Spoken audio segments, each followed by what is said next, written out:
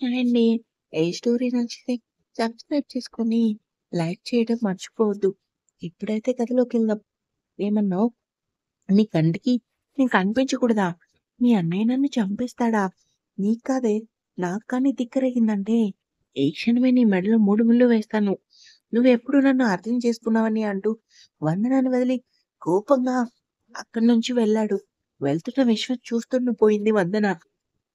కనురెప్పలు దాటి బయటికి వచ్చేలా ఉన్న కన్నీరుని ఎంతో బలవంతంగా ఆపుకొని తన క్యాబిన్‌కి వెళ్ళింది. ఇంటికి వచ్చిన విశ్వ మనసులో లేదు. చాలా సంవత్సరాల తర్వాత వందనని చూసేసరికి గతం తాలూకా జ్ఞాపకాలు తన కళ్ళ ముందు కదిలేసరికి తల పట్టుకొని అక్కడే ఉన్న సోఫాలో కూర్చున్నాడు. ఏమైందండి? వచ్చిన దగ్గర నుంచి చూస్తున్నా మీరు దేనికోసమో తెగ ఆలోచిస్తున్నారు. ఏమైంది? ఆఫీస్ టెన్షనా? లేదు విమల. కొంచెం తలనొప్పిగా ఉంది. కాఫీ ఇవ్వవా? ప్లీజ్. అయ్యో! అదేంటండి? తలనొప్పిగా ఉందా? ఇప్పుడే వస్తాను అంటూ వేడి వేడి కాఫీ కప్, టాబ్లెట్ పట్టుకొని వచ్చింది విమల. తలనొప్పి వచ్చేంత టెన్షన్ మనకి ఏమున్నాయని అంటుంది. టెన్షన్ ఉంటేనే తలనొప్పొస్తుందా? లేకపోతే రాదా? అంటే మామూలుగానే అడిగాను. ఎందుకు మీరంత సీరియస్ అవుతున్నారు? నేనేం సీరియస్ అవ్వలేదు కానీ రామ్‌కి లంచ్ బాక్స్ పెట్టావా? విశ్వ రామ్ అనేసరికి అప్పటి వరకు నవ్వుతున్న విమల ముఖం మాడిపోయి, ఏమో నాకేం తెలుసు? అయినా ఎప్పుడు లేనిది రామ్ కోసం అడుగుతున్నారేంటి? కొత్తగా ఉందే. వాడు ఎంతైనా మన బిడ్డ కదా! అందుకే అడిగాను. మనం కనిపెంచింది మాన్వితని, రామ్‌ని కాదు. మీరేంటి ఈరోజు కొత్తగా ఆలోచించడమే కాకుండా కొత్త విషయాలు మాట్లాడుతున్నారు. కొత్తగా నేనేం మాట్లాడుతున్నాను? ఒకప్పుడు రామ్‌ని నువ్వు అంతే ప్రేమగా చూసుకునేదానివి కదా! కానీ మాన్విత పుట్టిందనే కదా నువ్వు రామ్‌ని దూరం పెట్టావు. కానీ ఎందుకు? మాన్విత పుట్టగానే అనిపిచ్చింది. నా కూతురు కంటే నాకెవరు ఎక్కువ కాదని. ఈ విషయం ఇంతటితో వదిలేస్తే బావుంటుంది. లేదంటే నీకు నాకు మధ్యన ఎక్కడలేని సమస్యలు అవసరమా? విశ్వ ఇంకా ఏం మాట్లాడలేదు. విమల మాటలకి తలనొప్పి ఇంకా ఎక్కువ అవటంతో కామ్‌గా తన రూమ్‌కెళ్ళాడు. విమల మాత్రం విశ్వ తీరు తేడాగా అనిపించేసరికి ఆలోచిస్తూ అక్కడే ఉన్న సోఫాలో తల వెనక్కి వాల్చి ఏం జరుగుతుంది? ఇప్పటివరకు రామ్ కోసం మాట్లాడిన ఆయన ఇప్పుడు ఎందుకు ఆలోచిస్తున్నారు? లేదు, ఏదో దాస్తున్నారు. అదేంటో తెలుసుకోవాలి అనుకుని పైకి లేచి ఎదురుగా ఉన్న సీతను చూసి, ఏంటి కాలేజ్ ఇప్పుడయిందా? ఆ! అవునండి. ముందు స్నానం చేసి తినడానికి ఏమన్నా స్నాక్స్ చెయి. ఆ తర్వాత వంట చెయి సరేనా? ఆ! సరే అండి అని విమల వెళ్ళగానే సీత తన రూమ్‌కొచ్చి ఇది ఒక్కతి నా ప్రాణానికి మనసు బాగోలేదని ఎవరికీ చెప్పకుండా ఇంటికి వస్తే నాకు పని చెప్తుంది. ఏంటో నా బ్రతుకు. కనీసం ప్రశాంతంగా కూర్చోవడానికి కూడా లేదు అనుకోని గబగబా స్నానం చేసి కిచెన్ రూమ్‌కి వచ్చి స్నాక్స్ రెడీ చేసి వంట చేసి బయటికి వచ్చింది. అప్పుడు గాని తెలియలేదు సీతకి తను రామ్‌కి చెప్పకుండా ఇంటికి వచ్చిందని. అమ్మో! చెప్పా పెట్టకుండా వచ్చేసాను ఇంటికి. వచ్చాక కొట్టడు కదా! అసలే ఉదయం గుడిలో మామూలుగా చేయలేదు. కొంచెం ఎక్కువగానే చేశాను. ఇప్పుడేం చేస్తాడో ఏంటో అనుకుంటుంది. ఏంటి వదినా నీలో నువ్వే ఏదో ఆలోచించుకుంటున్నావు? ఏం లేదు మాన్విత. రా కూర్చో. ఏంటి వదినా ఏదో టెన్షన్‌గా ఉన్నావు? అదా! ఏం లేదు మాన్విత. కొంచెం తలనొప్పిగా ఉందని మీ అన్నయ్యకి చెప్పకుండా కాలేజీ నుంచి ఇంటికొచ్చేసాను. ఆయన ఏమంటారని భయం అంతే. ఓ వదినా చిన్నదానికే ఎందుకంత టెన్షన్? ఫోన్ చేసి విషయం చెప్పు. ఫోనా? ఆ! ఫోన్ చేసి విషయం చెప్పు. కానీ నా దగ్గర ఫోన్ లేదు. ఏంటి? నీ దగ్గర ఫోన్ లేదా?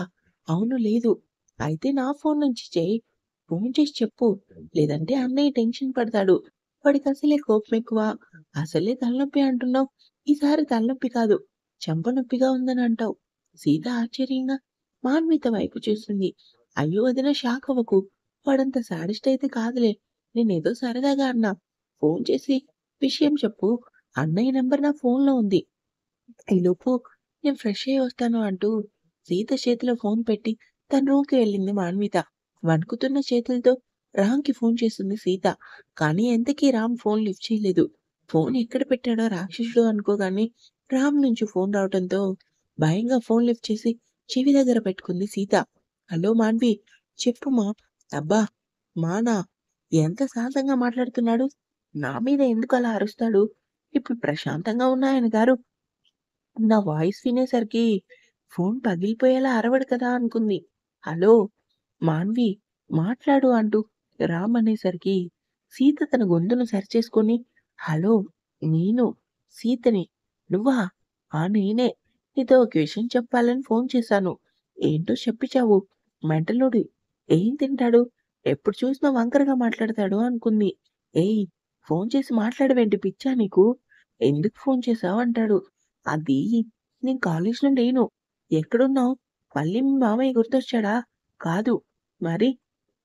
తలనొప్పిగా ఉందని ఇంటికొచ్చాను. లేదంటే నా కోసం నువ్వు కాలేజ్ దగ్గర వెయిట్ చేస్తావు కదా! అందుకే ఫోన్ చేశాను. నీకోసం వెయిట్ చేసేంత సీన్ లేదు కానీ, ఉదయం ఉదయం నువ్వు చేసిన ఎక్స్ట్రాలకి అసలు కాలేజ్‌కి రాకూడదనే అనుకున్నా. ఎలానో ఇంటికెళ్ళావు కదా! శుభ్రంగా మెక్కేసి పడుకో. నేనొచ్చేసరికి లేట్ అవుతుంది. నువ్వెప్పుడొస్తే నాకెందుకు? నీకు చెప్పాల్సిన విషయం చెప్పాను. నోరు అదుపులో పెట్టుకొని మాట్లాడు. లేదంటే పీక నొక్కి పడేస్తా. తలనొప్పి ఏంటి? కర్మ. ఏకంగా పైకి పోతావంటూ కోపంగా ఫోన్ కట్ చేసి చైర్‌లో కూర్చున్నాడు రామ్. ఏంట్రా చిరాగ్గా ఉన్నావు? అసలు ఈ పిల్ల నా కోసం ఏమనుకుంటుందిరా? ఏ పిల్ల? ఇంకెవరు సీతరా? ఏం చేసింది? నవ్వుతూ అడిగాడు శౌర్య. రామ్ విషయం చెప్పాల్సింది చెప్పాను. నువ్వెప్పుడొస్తే నాకెందుకు అని నాకే కౌంటర్ ఇస్తుంది. చెప్తాను దాని సంగతి. చిన్నదానికే ఎందుకురా దాంతో గొడవ? ముందు పద ఇప్పటికే లేట్ అయింది. షూటింగ్‌కెళ్దాం. ఆ! అంటూ రామ్ ఫోన్ తీసుకొని సీత మాటలు తలుచుకొని చిన్నగా నవ్వుకున్నాడు. ఆ నవ్వు చూసిన శౌర్య ఏంట్రా నీలో నువ్వే నవ్వుకుంటున్నావ్? ఏం లేదురా వెళ్దామా? ఆ! అంటూ ఇద్దరూ షూటింగ్‌కెళ్లారు.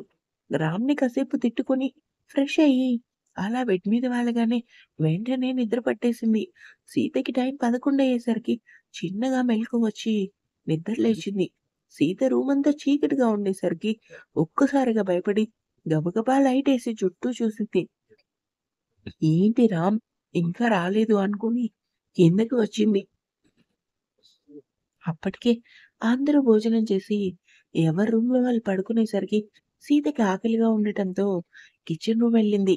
కొంచెం రైస్, కర్రీస్ ఉండటం చూసి ఇప్పుడు మళ్ళీ వంట ఏం చేయను? ఇవన్నీ వేడి చేసి రామ్‌కి పెడతాను. నేను 2 దోసలేసుకొని తినాలి. వండిందంతా తినేస్తున్నారు. కనీసం ఏ ఒక్కరు కూడా రామ్ కోసం పట్టించుకోరు. సీత ఎవరు అంటూ భయం భయంగా వెనక్కి తిరిగిన సీత ఎదురుగా విశ్వం చూసి ఆశ్చర్యపోయింది. మీరా? ఏం కావాలండి? ఆంటీ కాదు, మామయ్య అని పిలువు. సీత కాస్త షాక్‌గాను, అయోమయంగాను అనిపించింది. ఏం కావాలి మామయ్య గారు? మళ్ళీ వంట చెయ్యకు. మాన్విత రామ్ కోసం ఫుడ్ తీసి పక్కన పెట్టింది. నీ వెనకున్న కబోర్డ్ ఓపెన్ చెయ్యి. అందులో ఉంటుంది. మళ్ళీ వంట చేయకు. సరే మామయ్య. తొందరగా ఫుడ్ పట్టుకొని రూమ్‌కెళ్ళు. మీ అత్తయ్య లేచిందంటే ఏదోటి గొడవ చేస్తుంది. సరే మామయ్య. వచ్చాడా వాడు? ఇంకా రాలేదు మామయ్య.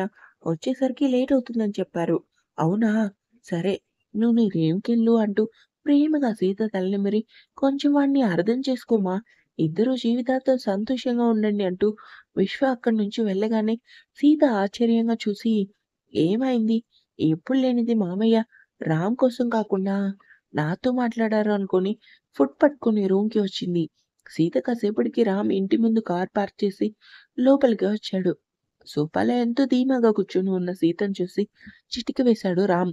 అమాంతం పైకి లేచి ఏంటి ఇప్పుడా వచ్చేది? ఈ టైం వరకు ఎవరు షూటింగ్ చేయరు తెలుసా? ఏయ్! అసలే కోపంలో ఉన్నా. నువ్వు ఇంకా నాకు చిరాకు రప్పించకు.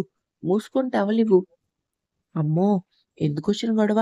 వీడికి ముందు టవలిచ్చేస్తే నేను శుభ్రంగా తినేసి పడుకోవచ్చనుకుని గబగబా రామ్‌కి టవలిచ్చింది సీత. ఫ్రెష్ అయ్యి వచ్చిన రామ్ బెడ్ మీద వాలి సీత అంటాడు. ఆ! అంటూ భయంగా చూసింది. ప్లీజ్ కొంచెం మెడ దగ్గర మసాజ్ చేయవా? పట్టేసింది మెడ. ఏంటి నేనా? నాకు తిట్టే ఓపిక లేదే ప్లీజ్ అంటూ నెమ్మదిగా కన్నురెప్పలు వాల్చాడు. రామ్ భయంగానే బెడ్ వెనక్కి అతని దగ్గరగా కూర్చుని వణుకుతున్న చేతులతో సున్నితంగా అతని మెడ దగ్గర మసాజ్ చేసేసరికి రామ్ చిన్నపిల్లలా ఆమె ఒడిలో పడుకున్నాడు. ఊహించని చర్యకి సీత షాక్ అయ్యి అంతలో కోపంగా రామ్‌ని తిడదామని చూసింది కానీ అతని ముఖం చూడగానే జాలిగా అనిపించింది. చిన్నపిల్లలా ఎంతో క్యూట్‌గా ఆమె ఒడిలో నిద్రపోతున్నాడు రామ్. అతని ముఖం చూసి ఏంటో ఈ రాక్షసుడు రాగానే తిడతాడనుకుంటే పడుకున్నాడేంటి? నాకు ఆకలి దంచేస్తుంది. ఇప్పుడేం చేయాలి నేను? భోజనం చేశావా? లేదు రాముగారు, వెళ్ళి భోజనం చెయ్యి. మరి మీరు? అంటూ ఆమెకి తెలియకుండానే అతని జుట్టులో చేతులు పోనిచ్చి చిన్నగా నెమరింది సీత. నాకు ఆకలిగా లేదు సీత. ఎందుకు లేదు? నా ఆకలి నా చిన్నప్పుడే చచ్చిపోయింది. ఎంతో మెల్లగా అన్నాడు. ఆ మాటకి సీత ఎంతగానో బాధపడి, మీరెన్ ఎందుకు మీరంటే ఇష్టం లేని ఈ ఫ్యామిలీ కోసం కష్టపడి డబ్బు సంపాదిస్తున్నారు? సీత చేతిని పట్టుకొని, వాళ్ళకి నా అవసరం లేకపోవచ్చు కానీ, నాకు మాత్రం నా ఫ్యామిలీ అవసరం కాదు. అంతకు మించి జీవితాంతం నా కుటుంబానికి నేను తోడుగా ఉండాలి. మీకు కొంచెం కూడా బాధ లేదా? నాకు బాధగా లేదు చెప్పాలంటే. సంతోషంగా ఉంది. నా చెల్లైనా నాతో మాట్లాడుతుంది కదా! అంటూ పైకి లేచి, ఏంటి? నా మీద తెగ జాలి పడుతున్నావు? భోజనం చేయవా? అసలెందుకు నువ్వు నాకు అర్థం కావు? తన పెద్ద పెద్ద కళ్ళని మరింత పెద్దది చేసి అడిగింది సీత. రామ్ నవ్వుతూ ఆమె ముఖంపై పడుతున్న కురుల్ని చెవి వెనక్కి మెలిపెడుతూ, నన్ను అర్థం చేసుకోవటం కష్టమంటే చాలా కష్టం. నువ్వెప్పటికీ నన్ను అర్థం చేసుకోలేవు సీత. ఎందుకని? ఎందుకంటే మన బంధం శాశ్వతమైతే కాదుగా. ఆ మాటకి సీత రామ్ కళ్ళలో చూస్తూ ఉండిపోయింది. హలో! ఏంటి పడిపోయావా? అంటూ రామ్ చిటికె వేసేసరికి సీత కోపంగా, నీ ఫేస్‌కి అంత సీన్ లేదులే. నా ఫేస్‌కి ఏంటి? కింగ్ ఇక్కడ. ఏదో లక్కీగా నీ మెడలో పసుపు తాడు కట్టాను కానీ, హలో! షూటింగ్ చేసి చేసి చిన్న మెదడు చితికిందా? లక్కీగా నువ్వేం నా మెడలో పసుపు తాడు కట్టలేదు. బలవంతంగా చేసుకున్నావు. మర్చిపోయావేమో అంటూ కోపంగా చూసింది సీత. ఇష్! నీతో వాదించే ఓపిక నాకు లేదు తల్లి. తిండైనా పెడతావా లేదా? పెడతాను ఎందుకు పెట్టను అంటూ తను తెచ్చిన ఫుడ్ రామ్ ఎదురుగా పెట్టి, తిను. ఎందుకలా మిడిగుడ్లేసుకొని నన్ను చూస్తున్నావు? ఆ! అడవిలో ఉండాల్సిన జంతువు నా రూమ్‌లో ఎందుకుందని? నిన్ను అంటూ కోపంగా ముందుకు వచ్చింది సీత. అంతలోనే ఆగిపోయి, నీతో మాట్లాడడం కూడా వేస్ట్. నువ్వు వేస్ట్ అని నాకు తెలుసు. మళ్ళీ మళ్ళీ నాకు చెప్పకు. చిరాకొస్తుంది. ఆ! అంటూ గట్టిగా అరిచింది సీత. ఏయ్! ఆపుతావా? రా! మెక్కు. ఉదయం నుంచి ఏం తినలేదు కదా! నీకెలా తెలుసు నేనేం తినలేదని? ఒక్కసారిగా పైకి లేచాడు రామ్. ఎక్కడైతే కొడతానని అమాంతం బెడ్ మీద మఠం వేసి ప్లేట్ తీసుకొని తింటూ రామ్ కేసి చూసి, నీకోసమే వెయిటింగ్. నేనెంత ఆకలి వేస్తుందో నీకేం తెలుసు? అదే మా మామయ్య అయితే అడగకుండానే నా ఆకలి తీర్చేవాడు తెలుసా? తింటూ మరి సమాధానం ఇచ్చింది సీత. ఆ! ఆపు. ఆపుతావా? మాట్లాడితే చాలు. మా మావయ్య అంత పొడుగు, ఇంత పొడుగు అని చెప్తావు. మూసుకొని తిను అంటూ రామ్ కోపంగా అనేసరికి సైలెంట్‌గా తింటూ, ఏవండీ? తింటున్న రామ్ వెనక ముందు చూసి, ఇక్కడ ఎవ్వరు లేరు కదా ఆ పేరుతో. యాక్టింగ్ చేయకు. పిలిచింది నిన్నే. మీకో విషయం తెలుసా? ఈరోజు మామయ్య గారు నాతో మాట్లాడారు. ఏంటి? అవును అంటూ జరిగిందంతా చెప్పి, మామయ్య గారు ఒక మాట అన్నారు. మిమ్మల్ని నేను అర్థం చేసుకొని మీతో సంతోషంగా ఉండాలంట అంటూ సీత వాగుతుంటే రామ్ సీత మాటలు పట్టించుకోకుండా విశ్వ మాటలు తలుచుకొని ఎప్పుడు లేని సడన్‌గా నా మీద అంత ప్రేమ ఎందుకొచ్చింది అని అనుకుంటాడు. ఇంకా ఉంది.